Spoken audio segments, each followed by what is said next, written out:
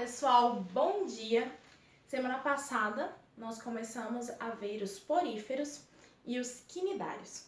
Hoje a gente vai fazer uma revisão geral sobre esse grupo que vai abrir o reino animalia, que são os poríferos, tá bom? Então eu vou contar para vocês algumas características principais que a gente deve lembrar sempre com muito cuidado, tá bom? Então vamos lá!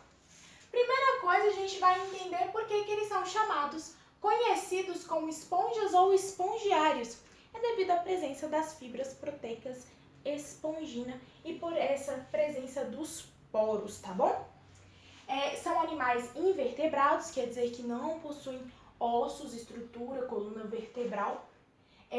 Eles apresentam poros, como eu falei, em toda a sua estrutura, porque eles vão ser animais filtradores, tá bom? São multicelulares, não apresentam tecido verdadeiro, quer dizer que o organismo do porífero é composto por várias células, mas essas células não estão organizadas em tecidos, elas não estão trabalhando em conjunto. São células que trabalham, que têm funções semelhantes, elas vão ter ali, os coanócitos todos vão ter a mesma função, os amebócitos todos a mesma função, mas eles não trabalham em conjunto, então não há formação de tecido verdadeiro, tá bom? São predominantemente aquáticos, a maioria de água salgada, são sésseis, quer dizer o quê? Que eles são fixos no substrato. Os poríferos não têm a capacidade de se locomoverem. Ah, professora, mas eles ocupam diferentes ambientes, não estão todos localizados no mesmo lugar. Por quê? Porque algumas estruturas, como por exemplo, a larva, ela é natante, ela vai migrar, ela vai poder nadar e se encontrar em um outro lugar, fixar um substrato diferente. Mas o porífero, o indivíduo adulto, ele não tem essa capacidade de mudar de ambiente, ele é fixo. Como eu disse, são filtradores. Através desse ato de filtrar a água que entra dentro do porífero, ele consegue obter oxigênio e os nutrientes necessários para o seu desenvolvimento. Tem esse formato de tubo, de vaso. Por quê? Porque a água ela tem que circular dentro dele. Então, como ele tem essa presença dos poros, como a gente está vendo, a água ela entra, passa pelo átrio e sai pelo ósculo. Então, por isso esse formato de tubo. Eles podem se reproduzir de forma sexuada, podendo ser dioicos ou monóicos, com fecundação interna e desenvolvimento indireto, como eu disse, a formação de larva, que ela é denominada anfiblástula, tá bom? Ela é uma larva natante. Ou de forma assexuada, por brotamento, gemulação ou regeneração. Então, os poríferos, eles têm essa capacidade de formar outros indivíduos por partes pequenas. Se tiver um amebócito nessa estrutura, nesse fragmento, ele tem condições de se desenvolver e formar um novo porífero, tá bom?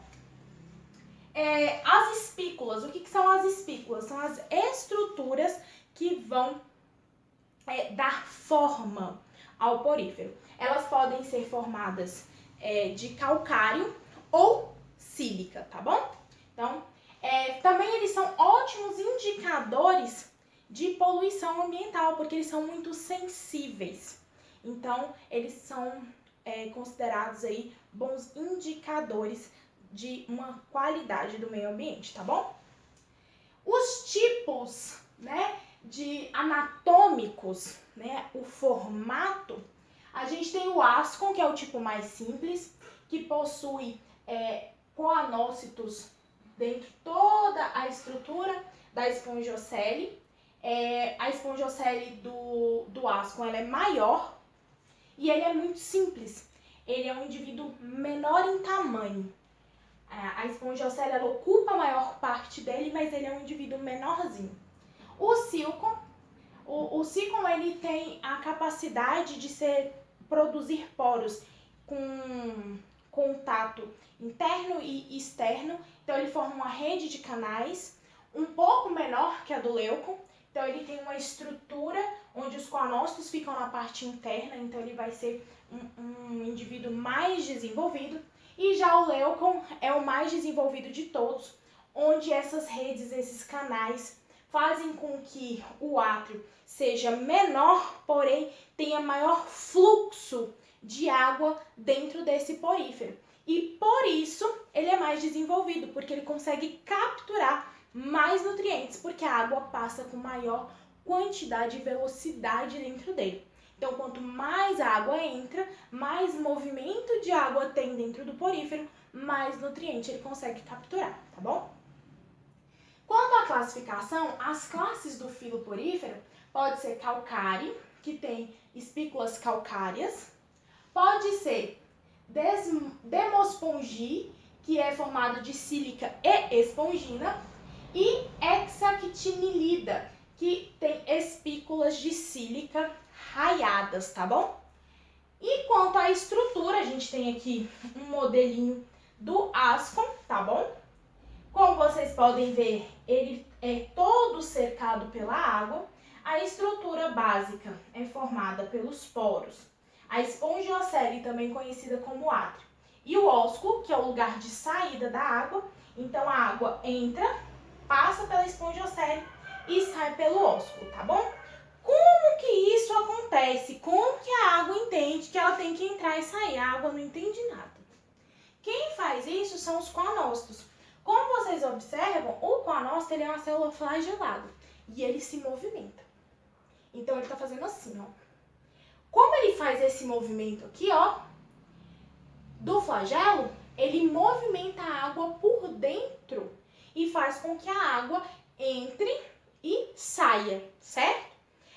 O coanócito também é responsável por capturar o nutriente, tá bom? Já os porócitos, como o nome já diz, são os poros, né? Por ele que a água vai entrar. Os pinacócitos são células achatadas de revestimento. E os amebócitos são células totipotentes. O que é uma célula totipotente? É uma célula com capacidade de se transformar em outra célula. É ele que é responsável pela regeneração do porífero, tá bom? E também o amebócito, ele vai fazer fagocitose. O nome dele faz menção às amebas. Então, ele tem aquela capacidade de fagocitar o alimento. Fagocitar a partícula que foi capturada pelo coanócito, tá bom? E os esclerócitos são os responsáveis pela formação das espículas e da espongina, tá certo?